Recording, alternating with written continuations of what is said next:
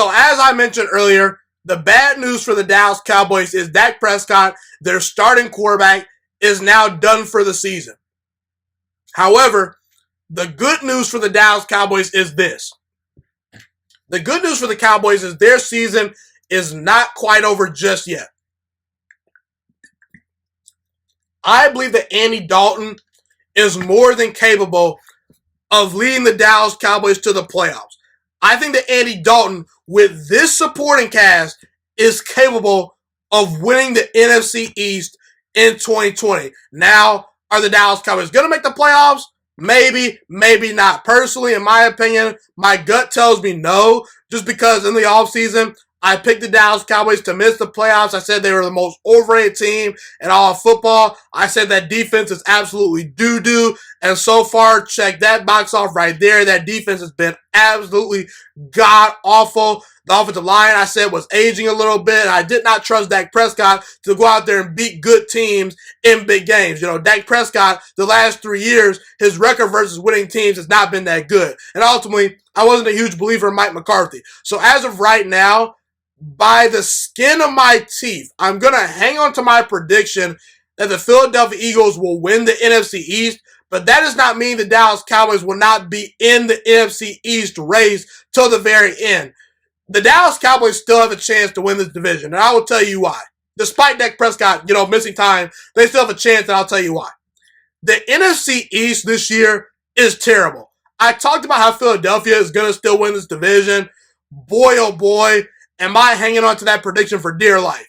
Because the Philadelphia Eagles, they've not been a good football team up to this point. Now, I expect Philadelphia to eventually turn it around, but at this point, it might be wishful thinking, people. The Philadelphia Eagles are 1-3-1 on the year, and this coming Sunday, they have to face Lamar Jackson and the Baltimore Ravens. And I'm sorry, the Ravens, they do have their flaws as a football team, but they are a significantly better roster than the Philadelphia Eagles as of right now. And also, they have a better head coach. Doug Peterson, I like him, but I'll take John Harbaugh over Doug Peterson.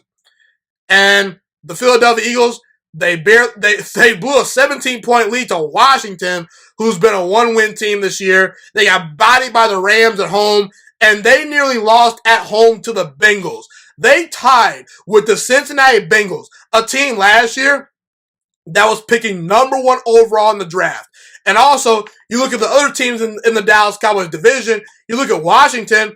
I mean, who's Washington's quarterback? Kyle Allen? I'm not scared of Kyle Allen. Alex Smith, he can't move anymore. I like Dwayne Haskins. I still think Dwayne Haskins can become a franchise quarterback. I think that he's been, kind of ruined by a poor organization, that being Washington.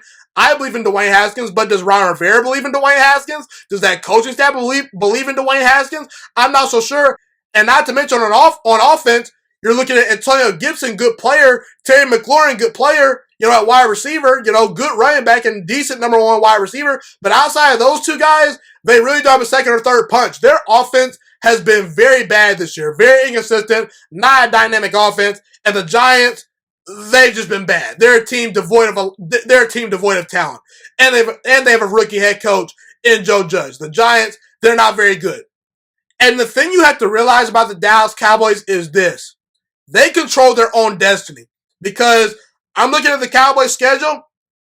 They get Washington twice. They get Philadelphia twice. They get Minnesota coming off a bye week. And Minnesota has not been a good football team this year. They play the Bengals, who are not a good football team. They play the 49ers down the stretch, who have not been a good football team. And they get the Giants once again. That they can pile up a lot of wins. There are going to be a lot of games that Dallas is still going to be favored in. So in reality, the Dallas Cowboys, they're still well alive right now. And by the way, Andy Dalton, in my opinion, is more than capable of winning games with this Dallas Cowboys roster. Andy Dalton is not the greatest quarterback in the world, but I believe Andy Dalton can win games with this supporting cast. You look at Ezekiel Elliott, star running back. The Dallas Cowboys will be able to run the football effectively. They've got a solid offensive line. You look at Amari Cooper, CeeDee Lamb, Michael Gallup. Andy Dalton has solid targets to throw the football to. Actually, not just solid targets, well above average targets. Very, very good targets. Star wide receiver, CeeDee Lamb, Amari Cooper. They're really good. And while Andy Dalton is not the greatest athlete in the world, while Andy Dalton is well past his prime, when given time to throw, he's pretty accurate. He's a pretty smart quarterback. He's experienced. And a couple years ago in Cincinnati, like I mentioned earlier, when his roster was pretty good, when he had good wide receivers, when he had a good run game, when he had protection as far as his offensive line goes, when he had talent around him, he made the playoffs consistently. So don't sleep on Andy Dalton and the Dallas Cowboys. The Dallas Cowboys season is not over. Andy Dalton is more than capable of winning this division based on the supporting cast that he has at his disposal. And the NFC East, it's been so bad this year that anything can happen. Thank you so much for watching this video today. Please also note that the Juiciest Sports Podcast is not just a YouTube channel. It is available on all podcasting platforms, including Spotify, Google Podcasts, iTunes, and Apple Podcasts. Also, if you enjoyed this video, be sure to like, comment, subscribe, and share this content with all your friends. This podcast is my favorite thing in the entire world right now. It is my passion. And I want more people to listen to this podcast. I really want this podcast to grow. Also, a fun fact about me is that I want to go into the sports broadcasting and media world once I graduate from the University of Toledo, a college in Northern Ohio. I am looking to become one of the next great sports broadcasters and analysts out in the world.